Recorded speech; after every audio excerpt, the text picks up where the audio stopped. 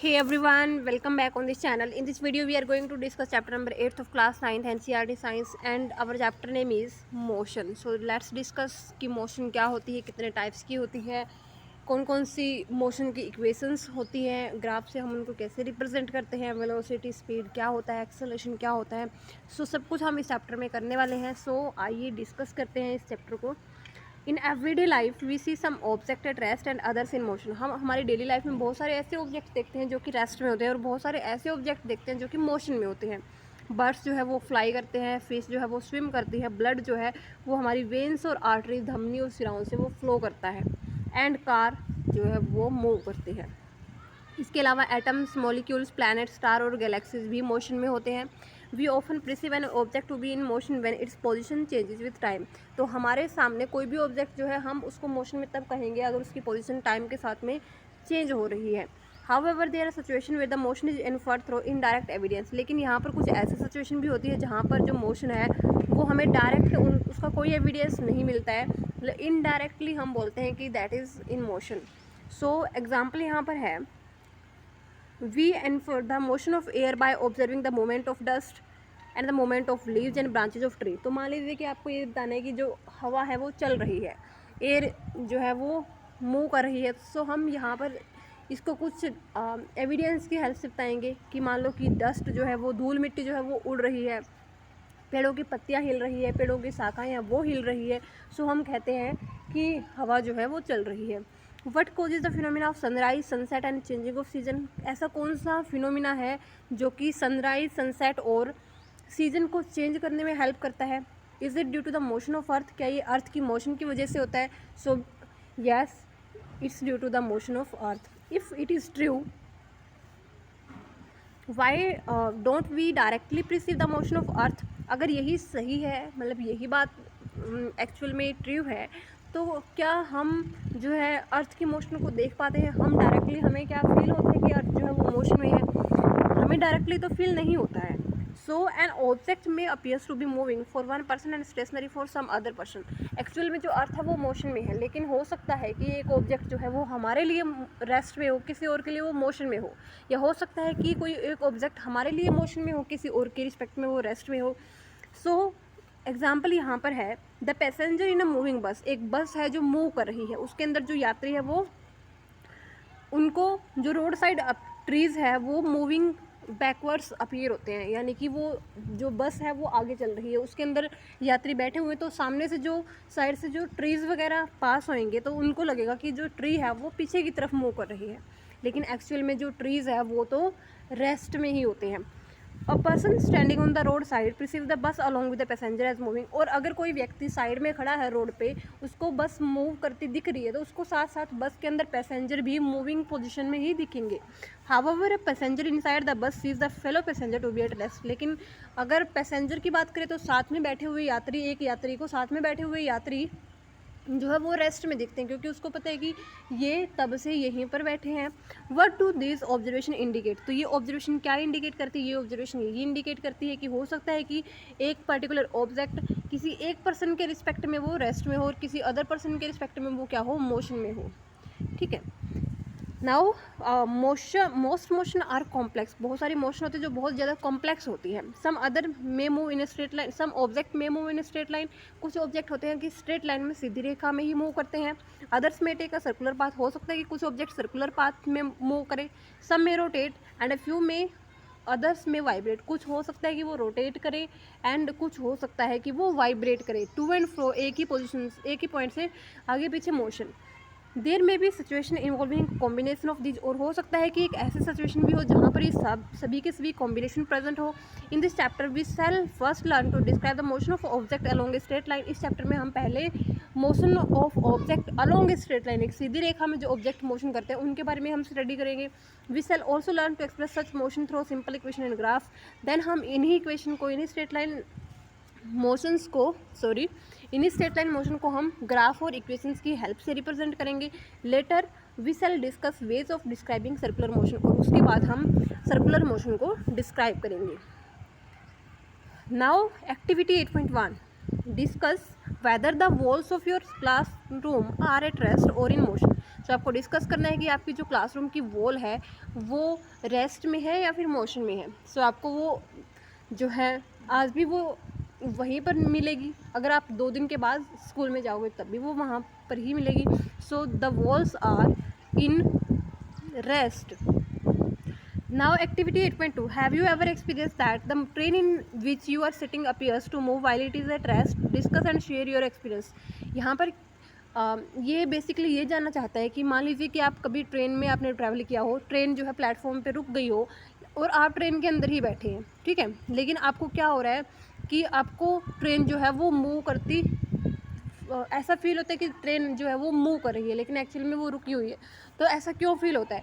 ऐसा तब फील होता है जब आपके जो आपकी ट्रेन है वो स्टॉपिंग पोजीशन पे है और कोई दूसरी ट्रेन उसके पास से जो है वो जा रही होती है। तो तब आपका जो ब्रेन है यही इंटरप्रेट करता है, आपका जो सेट ऑफ विज़न यही बोलता है कि जो हमारी ट्रेन है वो मूव कर रही है, लेकिन एक्चुअल में क्यों है, जो अदर ट्रेन है जो कि पास हो रही है प्लेटफॉर्म से वो मोशन में होती है। सो कई बार हमारा जो है व्यू ऑफ विज़न कुछ ऐसा बन जाता है कि हमें जो हमारी ट्रेन है वही मूविंग पोजीशन में नज़र आती है जब हम सामने वाली ट्रेन को देखते हैं, लेकिन अगर हम प्लेटफॉर्म की बाकी चीज़ों को देखते हैं तब हमें फील होता है कि हमारी ट्रेन तो रुकी हुई है।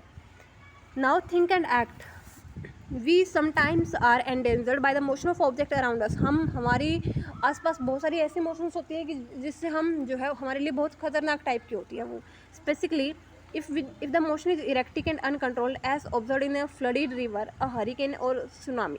तो ऐसी मोशन कब होती है जब हम मान लीजिए कि आपके आसपास कोई ऐसी नदी है जो कि जिसमें बाढ़ आ गई है, या फिर आपके आसपास तूफान आया हुआ है, या फिर सुनामी आ गई है। तो ऐसी जो मोशंस होती है वो इरेक्टिक एंड अनकंट्रोल होती है, यानी कि अनियमित। हमें नहीं पता कि वो हम उनको कैसे कंट्रोल करेंगे, तो अनकंट्रोल होती है, अनियमित होती है वो चीज़ें।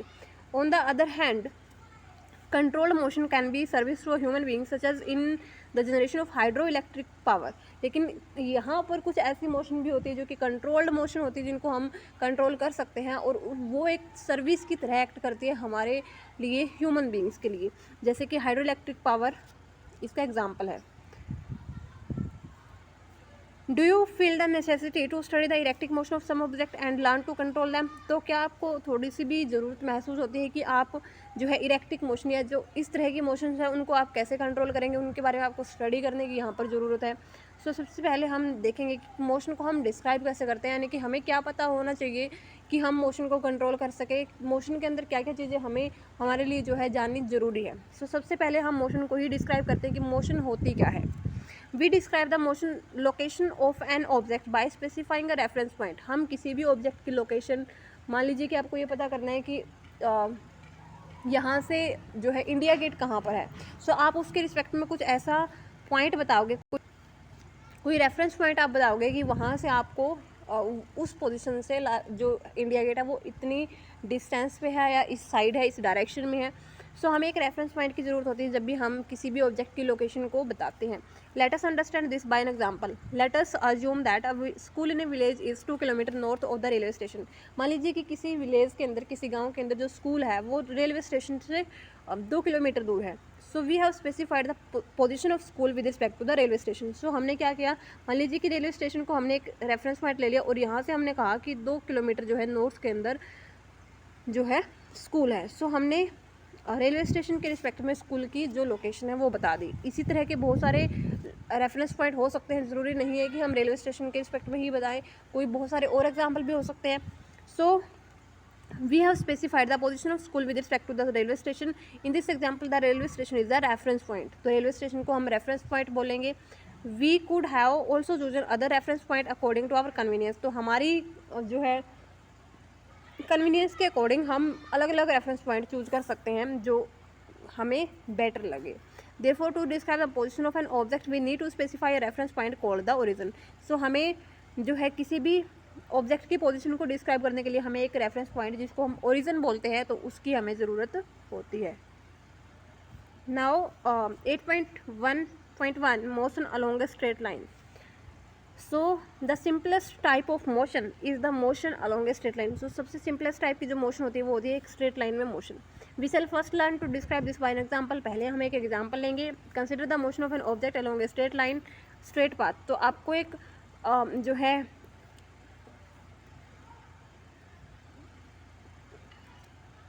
किसी भी ऑब्जेक्ट को मान लेना है कि वो स्ट्रेट लाइन में आप जो है ऑब्जेक्ट जो है मूव कर रहा है। The object start its journey from O which is treated as its reference point. तो ओ से उसने मूव करना स्टार्ट किया जिसको हम रेफरेंस पॉइंट बोलेंगे। Let A B and C represent position of the object at different instant. A B and C जो है वो पोजिशन है उस ऑब्जेक्ट की with respect to reference point.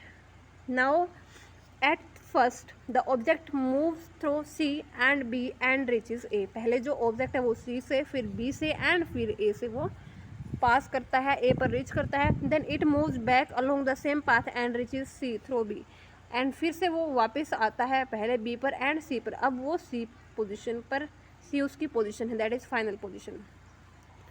So now हम देखते हैं while the magnitude the total path length covered by the object is OA plus AC। पहले ऑब्जेक्ट O से A गया, देन A से वो C तक आया, यानी कि उसने यहाँ से 60 किलोमीटर उसने कवर की।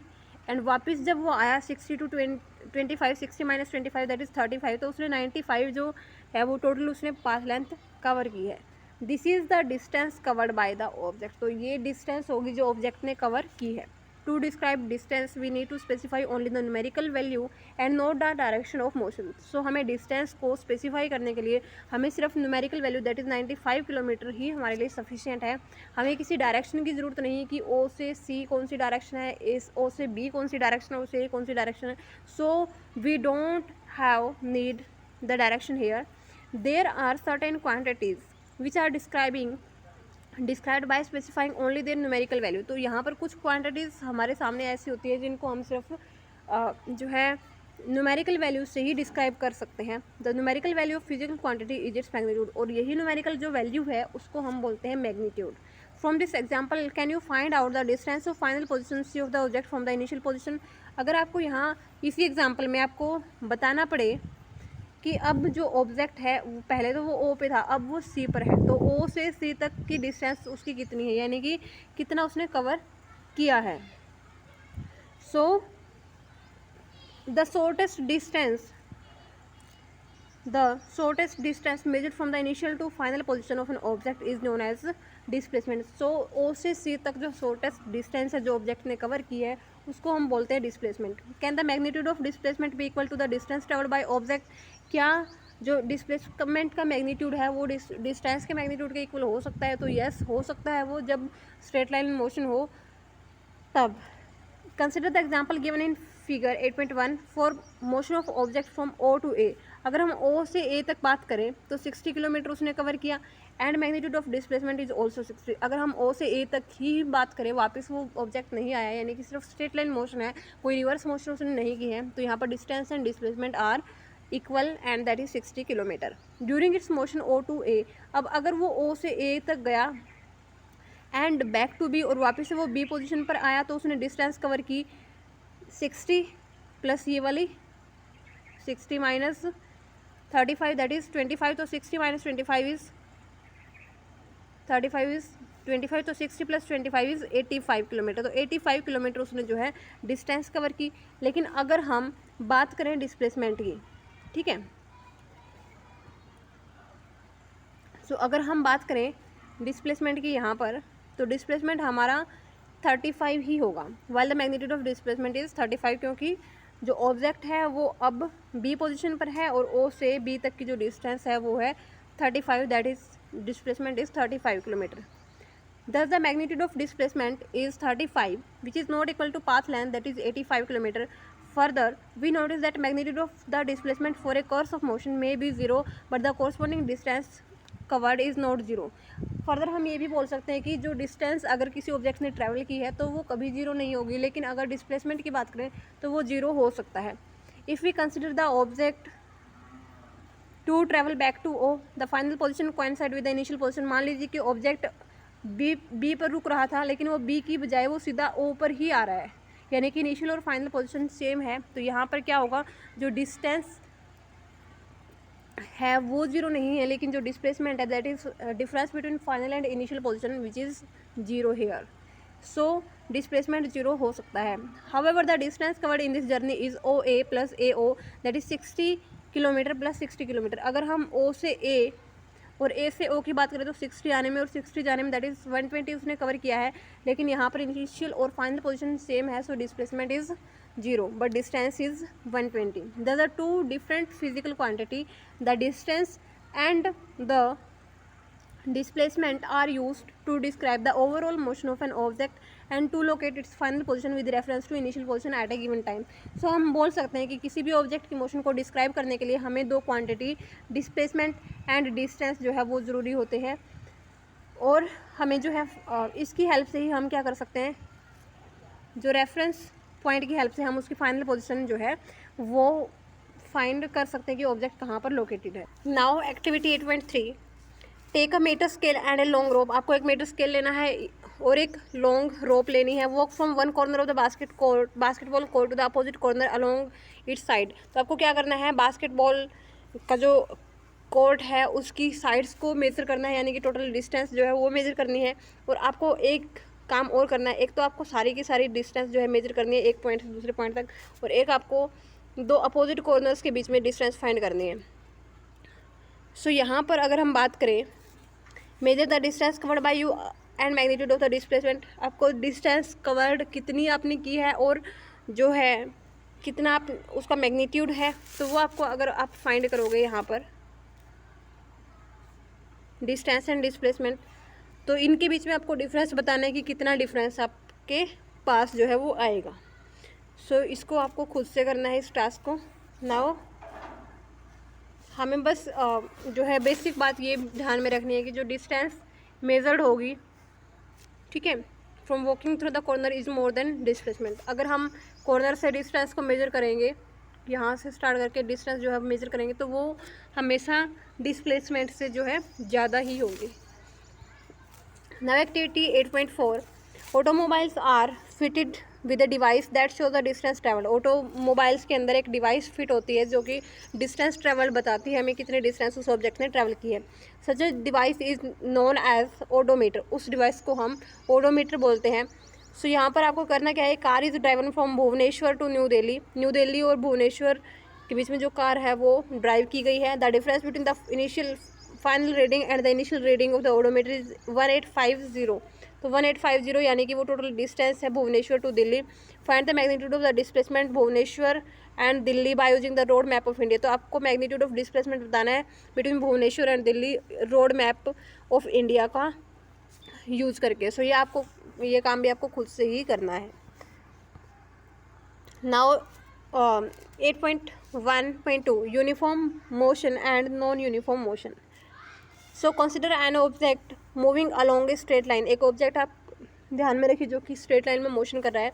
Late it travels 5 metre in first 5 second, 5 metre more in next 5 second, 5 metre in the third second and 5 metre in the fourth second. मान लीजिए कि ऑब्जेक्ट जो है वो पहले ही एक सेकेंड में वो 5 मीटर गया, फिर नेक्स्ट में वो फिर से 5, फिर नेक्स्ट में फिर से 5, यानी कि वो टाइम इंटरवल भी एक सेकंड का जो है चेंज हो रहा है, और डिस्टेंस जो ट्रैवल्ड है वो भी 5 मीटर के रेट से चेंज हो रही है। As the object cover equal distance in equal interval of time it is said to be in uniform motion. So object जो है इक्वल डिस्टेंस कवर कर रहा है इक्वल टाइम इंटरवल के अंदर, सो इसको हम बोल सकते हैं uniform. The time interval in this motion should be small.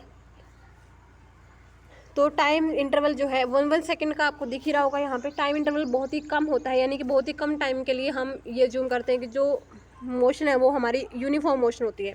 In our day to day life we come across motions where object covers unequal distance in equal interval of time. लेकिन हमारी day to day life में हम ऐसे जो है हमारे सामने incident होते हैं जहाँ पर हमारी जो डिस्टेंस है वो अनइक्वल होती है और टाइम इंटरवल इक्वल हो तब भी। For example when A car is moving on A crowded street और a person is jogging in A park. मान लीजिए कि कोई जो कार है वो भीड़ी सी गली में, यानी कि बहुत ही नैरो जो गली है वहाँ से मूव कर रही है, या फिर कोई पर्सन वो है जॉगिंग कर रहा है पार्क के अंदर, तो उसकी जो मोशन होगी वो नॉन यूनिफॉर्म मोशन होगी, कहीं पर उसकी स्पीड ज़्यादा होगी, कहीं पर उसकी स्पीड कम होगी। These are some instances of non uniform motion. तो ये कुछ एग्जाम्पल है जहाँ पर नॉन यूनिफॉर्म मोशन हमारे सामने होती है। Now activity 8.5, the data regarding the motion of two different object A and B are given in table 8.1। 8.1 table में डिफरेंट ऑब्जेक्ट की जो मोशन है उसके रिगार्डिंग डेटा यहाँ पर गिवन है। Examine them carefully and state whether the motion of the object is uniform और non uniform. आपको वो टेबल ध्यान से देखनी है एंड आपको फिर से बताना है कि जो ऑब्जेक्ट है वो यूनिफॉर्म मोशन में है या नॉन यूनिफॉर्म मोशन में। सो हम यहाँ पर देखेंगे table 8.1। This is time interval, this is distance travelled by object A in metre, distance travelled by object B in metre. So यहाँ पर time is 9:30 AM, distance travel is 10, यहाँ पर distance by B is 12। जैसे ही time 15 minute ज़्यादा होता है that is 9:45। So यहाँ पर distance travel is 20, difference here is 10 metre and here difference is 7 metre. Now time is 10 means कि 15 minutes और ज़्यादा हो गए हैं। यहाँ पर डिफरेंस इज 10, यहाँ पर difference 19 to 23 difference is 4 metre. Now 10 to 10 15 minute और टाइम गैप हो गया है। यहाँ पर 10:30 to 40 10 मीटर का गैप हो गया है। यहाँ पर 35 minus 23, सो यहाँ पर डिफरेंस हो गया हमारे पास 12 मीटर का। सो यहाँ पर हम देख पा रहे हैं कि जो डिस्टेंस ट्रेवल्ड है वो इक्वल टाइम इंटरवल में इक्वल ही डिस्टेंस जो है कवर अप की गई है, लेकिन यहाँ पर जो डिस्टेंस है वो अनइक्वल है। ठीक है, सो यहाँ पर हम बोल सकते हैं कि this type of motion is uniform motion and this type of motion is which is travelled by object B is non uniform motion. Now measuring the rate of motion, here bowling speed in kilometer per hour is given in figure 8.2a and 8.2. here speed limit is given, that is for car it's 50 kilometer per hour and for any other type of vehicle it's 40 kilometer per hour. So look at the situation given in figure 8.2. if the bowling speed is 143 kilometer per hour and in figure 8.2a, what does it mean? What do you understand from the sign board? Sign board पर भी हमारे सामने speed limit given है।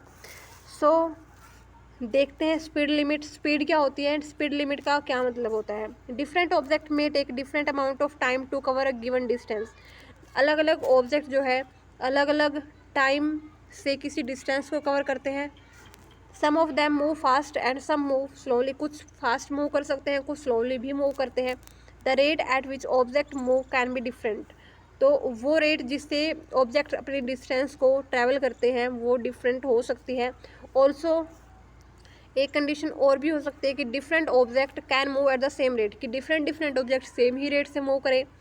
So one of the ways of measuring the rate of motion of an object is to find out the distance traveled by the object in unit time. सो हमें अगर rate of motion को measure करना है सो हम कैसे करेंगे, हम देखेंगे कि यूनिट टाइम के अंदर पर्टिकुलर ऑब्जेक्ट ने कितनी डिस्टेंस ट्रैवल की है। This quantity is refer to as speed, ऐसी क्वांटिटी को हम स्पीड के नाम से बुलाएंगे। The quantity is refer to as speed, the SI unit of speed is meter per second. This is represented by the symbol ms inverse or m by s. The other unit of speed include centimeter per second, kilometer per hour. So speed की हमारे पास ये limit होती है। To specify the speed of an object we require only its magnitude. तो speed को specify करने के लिए हमें सिर्फ magnitude की ही requirement होती है, like distance. The speed of an object need not be constant. ज़रूरी नहीं है कि ऑब्जेक्ट की जो स्पीड है वो कांस्टेंट हो। In most cases object will be in non uniform motion, बहुत सारे केसेज ऐसे होते हैं कि जो ऑब्जेक्ट है वो नॉन यूनिफॉर्म मोशन में होते हैं, यानी कि स्पीड कांस्टेंट नहीं होती है।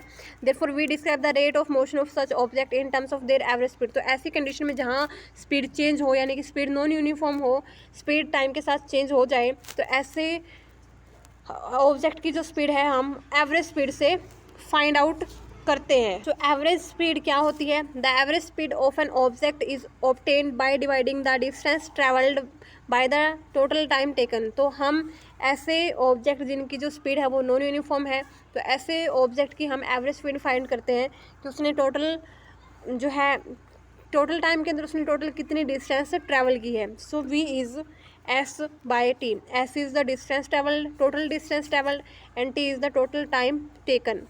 Late us understand this by an example. A car travel a distance of 100 km in 2 hours. Its average speed is 50 km per hour. Means कि distance travel is 100 and time taken is 2 hours. So distance by time is speed. So this is 50 km per hour. The car might have no travel at 50 km per hour all the time. ज़रूरी नहीं है कि इसकी speed 50 kilometre पर are है तो ये 50 kilometre की स्पीड से ही हर जगह इसने ट्रैवल किया है। हो सकता है कि कहीं पर स्पीड 45 भी हो गई हो, कहीं पर स्पीड 0 भी हो गई हो, कहीं पर स्पीड 50-55 भी हो गई हो। सो डिस्टेंस जो ट्रैवल की है वो 2 आवर्स में, वो ज़रूरी नहीं है कि 50 किलोमीटर पर आवर की स्पीड से ही उसने कवर की है। Sometimes it may have travelled faster and sometime slower then this. हो सकता है कि कभी इसी टाइम इंटरवल के अंदर कभी कभी जो डिस्टेंस ट्रैवल है वो फास्ट भी, एंड हो सकता है कि वो इस गिवन हमारी स्पीड से स्लो भी हो। Now example 8.1, an object travel 60 metre in 4 second, then another 16 metre in 2 second. What is the average speed of object? तो एक ऑब्जेक्ट है जिसने 4 सेकेंड में 16 मीटर ट्रैवल किया, एंड अदर 16 मीटर ट्रैवल किया उसने नेक्स्ट 2 सेकेंड में। तो एवरेज स्पीड ऑफ ऑब्जेक्ट हमें फाइंड करना है। सो हमारी टोटल एवरेज स्पीड क्या होता है? Total distance by total time taken. Total distance is 32, 16 + 16 and total time is 6 second. So this is 32/6। 32/6 को अगर हम फाइंड करेंगे तो हमारे पास आंसर हो जाएगा 5.33 मीटर पर सेकेंड, यानी कि उसने हर पर सेकेंड में जो उसकी एवरेज स्पीड है वो है 5.33 metre. Now speed with direction. Speed with direction, तो स्पीड विद डायरेक्शन को हम एक अलग नाम देते हैं, तो देखते हैं कि वो क्या होता है। The rate of motion of an object can be more comprehensive if we specify its direction of motion along with its speed. So हमारे पास जो रेट ऑफ मोशन है किसी भी ऑब्जेक्ट की, वो हम काफ़ी और ज़्यादा उसको कॉम्प्रिहेंसिव वे में एक्सप्लेन कर पाते हैं अगर हमारे पास डायरेक्शन भी हो स्पीड के साथ साथ। यानी कि हमें स्पीड तो पता ही है, साथ में हमें ये भी पता हो कि किस डायरेक्शन में ऑब्जेक्ट की स्पीड इतनी है। The quantity that specify both this aspect is called velocity. और ऐसी क्वांटिटी जो इन दोनों ही एस्पेक्ट को जो है साथ लेके चले, दोनों ही ऑब्जेक्ट को दोनों ही एस्पेक्ट को स्पेसिफाई करे, उसको हम बोलते हैं velocity. Velocity is the speed of an object moving in a definite direction. तो वेलोसिटी क्या होती है? ऑब्जेक्ट की स्पीड होती है एक डेफिनेट डायरेक्शन के अंदर। The velocity of an object can be uniform और वेरिएबल। वेलोसिटी हो सकता है कि यूनिफॉर्म हो और हो सकता है कि वो वेरी करे। It can be changed by changing the object speed. Change कर सकते हैं हम इसको, वेलोसिटी को, ऑब्जेक्ट की स्पीड को चेंज करके, डायरेक्शन ऑफ मोशन को चेंज करके, और या फिर दोनों को ही चेंज करके। When an object is moving along a straight line at a variable speed, we can express the magnitude of its rate of motion in terms of average velocity. अगर मान लीजिए कि जो ऑब्जेक्ट है वो वेरिएबल स्पीड से move कर रहा है, सो हम इसकी रेट ऑफ मोशन को हम एवरेज वेलोसिटी की वे से ही रिप्रेजेंट करेंगे जैसे कि हमने एवरेज स्पीड को किया था। ठीक है, total distance by total time. In case the velocity of an object is changing at a uniform rate, अगर वेलोसिटी यूनिफॉर्म रेट से ही चेंज हो रही है, then average velocity is given by the arithmetic mean of initial and final velocity for a given period of time. मान लीजिए कि जो वेलोसिटी है वो यूनिफॉर्म है, यानी कि पहले 1 सेकेंड में भी 5 मीटर पर सेकेंड 5 मीटर की रेट से चेंज हो रही थी, नेक्स्ट भी 5 मीटर की रेट से ही चेंज हो रही है। तो यहाँ पर जो हमारी एवरेज वेलोसिटी होगी वो initial and final velocity divide by 2, हम मतलब अर्थमेटिक मीन निकालेंगे हम इनिशियल एंड फाइनल वेलोसिटीज़ का। So this is v average equals to u plus v by 2, where u is the initial velocity and v is the final velocity. और यहाँ पर ध्यान देने वाली बात क्या है? Speed and velocity have the same units, that is metre per second. Now activity 8.6, measure the time it takes you to walk from your house to your bus stop और द स्कूल। आपको time जो है वो measure करना है कि आपको घर से स्कूल या फिर आपके बस स्टॉप जाने तक कितना टाइम लगता है। If you consider that your average walking speed is 4 kilometre per our, estimate the distance of बस स्टॉप और स्कूल फ्रॉम योर हाउस। मान लीजिए कि आपकी स्पीड जो है वो 4 किलोमीटर है पर आवर में। आपको डिस्टेंस बताना है। स्पीड क्या होता है हमारे पास, डिस्टेंस अपॉन टाइम। अगर हमारे पास टाइम मेज़र हम कर लेंगे तो यहाँ से स्पीड को हम टाइम से मल्टीप्लाई कर देंगे तो हमारे पास डिस्टेंस यहाँ से आ जाएगा। Now activity 8.7, at a time when it is cloudy there may be frequent thunder and lightning. The sound of thunder takes some time to reach you after you see the lightning. Can you answer why this happen? Measure the time interval using a digital wristwatch or stopwatch. Calculate the distance of nearest point of lightning, that is speed of distance in air is given 346 meter per second. So जब भी जो है बादल होते हैं आसमान में तो हम कई बार जैसे कि बारिश आने वाली होती है तो हम देखते हैं कि बिजली जो है वो चमक रही होती है, हमें बादलों के गरजने की आवाज़ भी सुनती है, थंडर जो है वो भी साउंड हमें जो है सुनती है। सो यहाँ पर जो थंडर साउंड है वो उसको थोड़ा टाइम लगता है हमारे ईयर्स तक रीच करने में, लेकिन हमें लाइटनिंग जो है बहुत ही फास्ट दिख जाती है।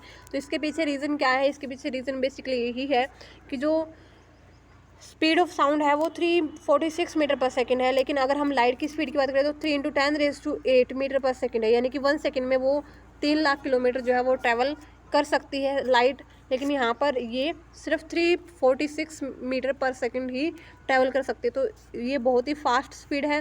तो इसीलिए हमें पहले लाइटनिंग अपीयर्स होती है, देन हमें थंडर साउंड सुनती है। Now example 8.2, the odometer of a car reads 2000 kilometre at the start of trip. जैसे ट्रिप कोई स्टार्ट होती है तो ओडोमीटर की जो रीडिंग है वो 2000 है, and 2400 kilometre at the end of trip. और जैसे ही ट्रिप एंड होती है तो ओडोमीटर को नोट किया जाता है, दैट इज़ अब रीडिंग जो है वो है 2400। If the trip took 8 hour, calculate the average speed of car in kilometre per hour and metre per second. तो मीटर पर सेकेंड और किलोमीटर पर आवर में आपको स्पीड फाइंड करनी है। सो अगर हम फाइनल और इनिशियल जो है डिस्टेंस की बात करें तो 2400 माइनस 2000 दैट इज़ 400 किलोमीटर उसने ट्रैवल की है। स्पीड जो है वो 8 आवर है। सो हम इसको फाइंड करेंगे तो 400/8 that is 50 kilometre per hour. तो पर किलोमीटर प्रति घंटे में हमने बताई है 50 जो है हमारी एवरेज स्पीड है। नाउ अगर हम इसको चेंज करें मीटर पर सेकंड में तो किलोमीटर को मीटर में चेंज करने के लिए हमें 1000 से मल्टीप्लाई करना होगा, और आर को सेकंड में चेंज करने के लिए हमें 3600 से जो है रिप्लेस करना होगा। तो हमारी स्पीड आएगी 13.9 metre per second. Now example 8.3, Usha swims in 90 metre long pool. Usha जो है वो 90 मीटर लॉन्ग पूल में स्विमिंग कर रही है। She covers 180 metre in 1 minute by swimming from one end to other end. तो वो एक एंड से दूसरे एंड तक जाने के लिए वो 180 जो है मीटर डिस्टेंस वो कवर करती है। And back along the same straight, और वापस से उसी स्ट्रेट पाथ पर वो वापस भी आती है। Find the average speed and average velocity of Usha. तो अगर हम बात करें टोटल डिस्टेंस उसने कितनी ट्रेवल करी है, 180 मीटर 1 मिनट के अंदर, ठीक है। सो यहाँ पर अगर हम एवरेज स्पीड की बात करें तो total distance by total time, so ये हो जाएगा हमारे पास 180/1 that is 3 metre per second. अगर हम इसको सेकेंड में चेंज करेंगे तो divide by 60। Now average velocity is displacement upon total time होता है। डिस्प्लेसमेंट उसने वो स्टार्टिंग जहाँ से उसने की थी वापस से वो उसी पोजीशन पे आ गई, तो यहाँ पर difference between initial and final position is 0, so that's why displacement is 0 and total time taken is 60 second. So here average velocity is 0 metre per second. So हमें ध्यान देने वाली बात क्या है कि अगर हमें स्पीड निकालनी हो तो टोटल डिस्टेंस हम फाइंड करते हैं, टोटल टाइम टेकन, और अगर हमें वेलोसिटी निकालनी हो तो हम डिस्प्लेसमेंट यूज़ करते हैं। Now rate of change of velocity during uniform motion of an object along a straight line that velocity remain constant with time। तो अगर हम यूनिफॉर्म मोशन की बात करें, स्ट्रेट लाइन मोशन की बात करें, तो यहाँ पर जो वेलोसिटी है वो टाइम के रिस्पेक्ट में कांस्टेंट रहती है। इन this case the change in velocity of an object for any time interval is 0, यानी कि वेलोसिटी में चेंज 0 है। ये हमारे पास होता है यूनिफॉर्म मोशन। यूनिफॉर्म मोशन में velocity change is 0। However in non uniform motion velocity varies with time. लेकिन हम नॉन यूनिफॉर्म की बात करें तो वहाँ पर वेलोसिटी वो है टाइम के साथ चेंज होती है, वेरी करती है। It has different value at different instant and at a different point of the path. तो इसकी वैल्यू जो है वो डिफरेंट डिफरेंट होती है डिफरेंट डिफरेंट इंस्टेंट्स पे एंड डिफरेंट डिफरेंट पॉइंट्स पे, पाथ होल पाथ के किसी भी पॉइंट पे अगर हम बात करें तो डिफरेंट पॉइंट पे वो डिफरेंट ही होगी। The change in velocity of object during any time interval is not zero. तो अगर हम चेंज की बात करें तो वो दस the change in velocity of an object during any time interval is not zero. अगर हम वेलोसिटी की चेंज की बात करें तो वो टाइम इंटरवल अगर हम कोई भी उठाएं उस पूरी प्रोसेस के दौरान तो वो जीरो नहीं होगा। Can we now express the change in velocity of an object. तो अब हमें वेलोसिटी को रिप्रेजेंट करने की, हम वेलोसिटी को कैसे जो है रिप्रेजेंट यहाँ पर, सॉरी वेलोसिटी की चेंज को हम कैसे यहाँ पर रिप्रेजेंट करते हैं। To answer such a question we have to introduce another physical quantity called acceleration. तो ऐसी क्वेश्चंस को आंसर करने के लिए हमें एक अलग क्वांटिटी को इंट्रोड्यूस करना होगा जिसको हम बोलते हैं acceleration, which is a measure of the change in velocity of an object per unit time. तो वो क्या होता है, वो एक मेजर होता है जिसमें हम चेंज इन वेलोसिटी देखते हैं टाइम के टाइम इंटरवल में कितना वेलोसिटी में चेंज हुआ है। तो that is our acceleration. If the velocity of an object changes from initial value u to final value v in time t, the acceleration is a, that is v minus u by t. So this kind of motion is known as accelerated motion. The acceleration is taken to be positive if it is in the direction of velocity and negative when it opposite to the direction of velocity. तो acceleration जो है positive भी हो सकता है, negative भी हो सकता है। अगर velocity की direction में है तो acceleration is positive, and अगर इसके opposite direction में है तो velocity is acceleration is negative. The SI unit of acceleration is meter per second square. If an object travel in a straight line and its velocity increases or decreases by equal amount in equal interval of time, then acceleration of an object is said to be uniform. यानी कि जो हमारी velocity है वो time के respect में increase या decrease जो है वो इक्वल अमाउंट से हो, ठीक है। तो यहाँ पर जो हमारा एक्सेलरेशन है वो यूनिफॉर्म रहेगा। The motion of freely falling body is an example of uniformly accelerated motion. तो हमारी जो फ्री फॉलिंग बॉडी होती है वो यूनिफॉर्म एक्सेलरेशन का एग्जाम्पल हम बोल सकते हैं इसको। On the other hand N object can travel with non uniform acceleration if its velocity changes at a non uniform rate. अगर वेलोसिटी नॉन यूनिफॉर्म रेट से चेंज हो रही है तो हम बोलेंगे कि जो हमारा एक्सेलरेशन है वो भी नॉन यूनिफॉर्म है। For example, if a car is traveling along a straight road, increases its speed by unequal amount in equal interval of time, then the car is said to be moving with non-uniform acceleration. मान लीजिए कि कोई जो हमारी car है उसकी जो speed है वो अनइक्वल अमाउंट से इक्वल इंटरवल के अंदर वो चेंज हो रही है, तो कार को हम नॉन यूनिफॉर्म एक्सेलरेशन हम कहेंगे कि जो कार है वो नॉन यूनिफॉर्म एक्सेलरेशन से मूव कर रही है। Activity 8.8 In your everyday life, you come across a range of motion in which acceleration is in the direction of motion, acceleration is against the direction of motion, acceleration is uniform, and acceleration is non-uniform. Can you identify one example each of the for the above type of motion? तो आपको इस type के सारे example, आपको चारों type के example आपको देने हैं। तो अगर हम acceleration is in the direction of motion, तो हम स्ट्रेट लाइन मोशन की बात करें तो वहाँ पर जो डायरेक्शन ऑफ मोशन है वो भी उसी डायरेक्शन में जो है एक्सेलरेशन हमारा होता है। अगर हम यहाँ पर बात करें acceleration is against the direction of motion, तो ये हमारा होता है जब हम स्टोन को जो है अपने हाथ में लेकर किसी रस्सी से उसको टाई अप करके अगर हम उसको सर्कुलर मोशन में मूव करवाते हैं, तो जैसे ही स्टोन जो है वो निकलता है एक रस्सी से तो वो परपेंडिकुलर डायरेक्शन में जाता है, यानी कि stone goes perpendicular from the centre from different position. तो यहाँ पर जो डायरेक्शन ऑफ मोशन है वो उसके अगेंस्ट एक्सेलरेशन हमारा है। Now acceleration is uniform. So uniform acceleration हमारा होता है जब ग्रेविटेशनल पुल किसी बॉडी पर लग रहा हो। Now acceleration is non uniform. तो non uniform acceleration is example हो सकता है आपका जो सीलिंग फ़ैन होता है, तो सीलिंग फ़ैन में क्या होता है, यूनिफॉर्म एक्सेलरेशन की बजाय वहाँ पर नॉन यूनिफॉर्म एक्सेलरेशन होता है, यानी कि डिफरेंट जो है यहाँ पर जो हमारी स्पीड है वो वेरी करती है डिफरेंट डिफरेंट इंटरवल में, डिफरेंट स्पीड यहाँ पर होती है। सॉरी, मतलब इंटरवल सेम भी हो टाइम इंटरवल, लेकिन स्पीड यहाँ पर डिफरेंट होती है। Can you identify one example each of the following, तो यहाँ पर एग्जाम्पल हमारे हो चुके हैं। Now example 8.4, starting from a stationary position Rahul pedals his bicycle to attain a velocity of 6 meter per second in 30 seconds. Then he apply brakes such that velocity of bicycle comes down to 4 meter per second in next 5 seconds. Calculate the acceleration. तो हम find करेंगे पहले कि हमारी जो initial velocity है, वो कोई भी ऑब्जेक्ट स्टार्ट होता है तो इनिशियल वेलोसिटी उसकी जीरो ही होती है। फाइनल वेलोसिटी उसने अचीव की 6 मीटर पर सेकंड, टाइम उसको लगा 30 सेकंड। सो अगर हम एक्सेलरेशन की बात करें तो v minus u by t that is 6/30, so this is 0.2 metre per second.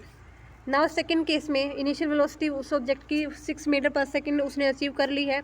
अब सेकेंड केस के लिए final velocity is 4 metre per second, time is again 5 second, so acceleration is minus 0.4 meter per second square. So acceleration of the bicycle in first case is 0.2 meter per second square and in the second case it is minus 0.4 meter per second square. So ये हमने calculate कर लिया है। Now graphical representation of motion. Graph provide a convenient method to present basic information about a variety of events. For example, in the telecast of one day cricket match, vertical जो बार होती है in the graph shows the run rate of A team in each over. तो cricket match में आपने देखा होगा जो बार होती है वो रिप्रेजेंट करती है कि कितना जो है रन रेट है पर आर के according. And as you have studied in mathematics, straight line graph help in solving a linear equation having two variable. और आपने मैथ में भी पढ़ा होगा कि जो हमारा स्ट्रेट लाइन ग्राफ होता है वो linear equation in two variable को ही शो करता है। To describe the motion of an object we can use line graph. In this case the line graph show dependence of one physical quantity such as distance or velocity on other quantities such as time. तो यहाँ पर हम एक जो है line graph ही represent करेंगे जिसमें एक फिजिकल क्वांटिटी किसी दूसरी फिजिकल क्वांटिटी पर डिपेंड करती है, जैसे कि जो हमारी स्पीड है, वेलोसिटी है, वो टाइम पर डिपेंड करती है। So distance time graph is the change in position of an object with time can be represented on the distance time graph adopting a convenient scale of choice. So हम अगर हमें change in position बताना है distance और time के respect में, सो हम एक ग्राफ यहाँ पर ड्रॉ करेंगे। इस ग्राफ में हम टाइम को एक्स एक्सिस के अलोंग लेंगे एंड डिस्टेंस को हम वाई एक्सिस के अलोंग लेंगे। Distance time graph can be employed under various conditions where object move with uniform speed, non uniform speed remain at rest. तो हम डिस्टेंस टाइम ग्राफ को different conditions में plot कर सकते हैं। पहला जब हमारी स्पीड है जो है यूनिफॉर्म स्पीड हो, सेकंड नॉन यूनिफॉर्म स्पीड हो और थर्ड जो ऑब्जेक्ट है वो रेस्ट पर हो। सो यहाँ पर हमने एक ग्राफ जो है सैम्पल के रूप में यहाँ पर गिवन है। This is time along x axis, this is distance along y axis. So this is the graph which shows the uniform speed y. So first 10 second में 10 मीटर, देन नेक्स्ट यहाँ पर next 10 to यहाँ पर मान लीजिए 25 है। So next 15 equal distance जो है वो कवर अप हमारी हो रही है। देन हमारा अगेन 40 में, मतलब अगर हम टाइम इंटरवल की बात करें तो वो हमारा जो है वो कॉन्स्टेंटली चेंज हो रहा है और इसी तरीके से डिस्टेंस जो है वो भी इक्वली वेरी कर रही है। So this is the example of uniform speed. We know that an object travels equal distance in equal interval of time, it moves with uniform speed. अगर वो equal distance equal time interval में cover करता है तो हम बोलते हैं कि वो यूनिफॉर्म स्पीड से मूव कर रहा है। This shows the distance travel by an object is directly proportional to the time taken. तो हम यहाँ पे बोल सकते हैं कि जो डिस्टेंस ट्रेवल है वो टाइम टेकन के डायरेक्टली प्रोपोर्शनल यानी कि उसके साथ ही उसी रेट से वेरी कर रही है। Thus for uniform speed a graph of distance travel against time is straight line as shown in figure 8.3। The portion O B of the graph shows that distance is increasing at a uniform rate.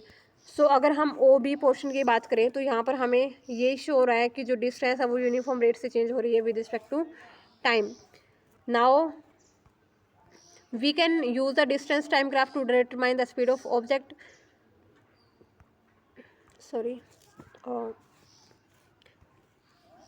Note that you can also use the term uniform velocity in place of uniform speed if you take the magnitude of displacement equal to the distance traveled by object along x axis. लेकिन यहाँ पर क्या है, हमने speed को use किया y axis पर, लेकिन अगर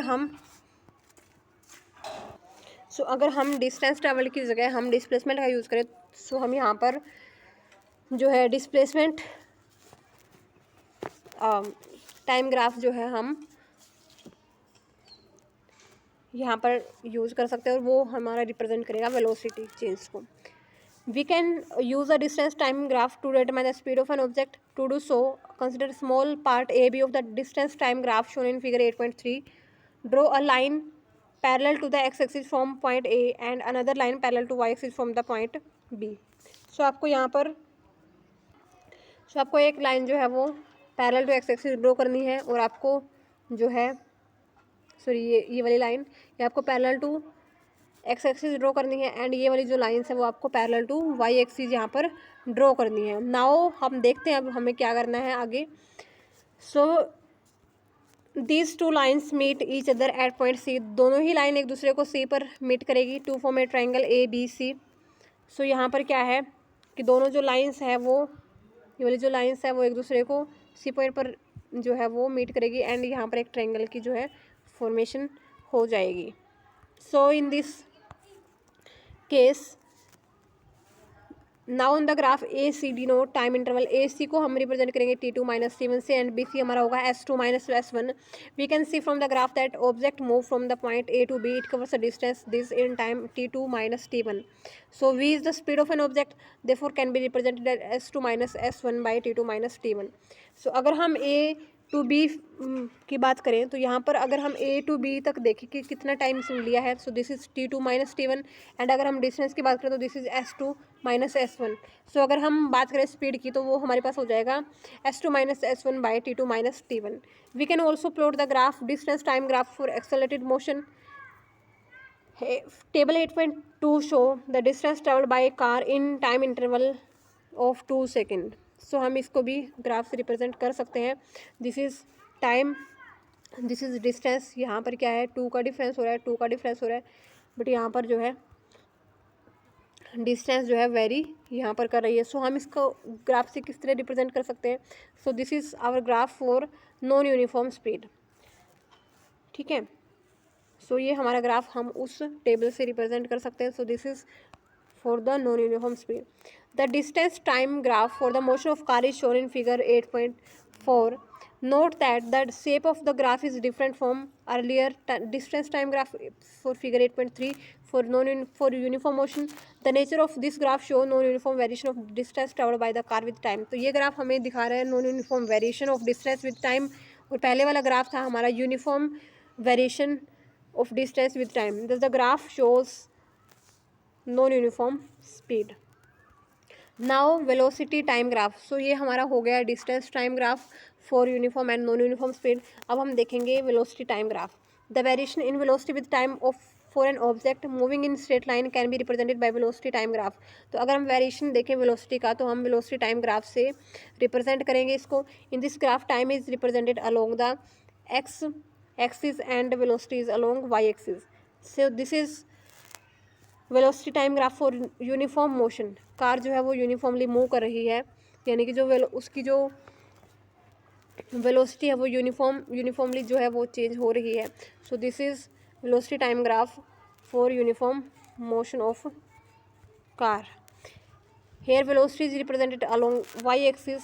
if the object move at uniform velocity the height of the velocity time graph will not change with time. मतलब कि अगर यूनिफॉर्म वेलोसिटी से ही चेंज हो रही है तो हाइट जो है वो ग्राफ की चेंज नहीं होगी.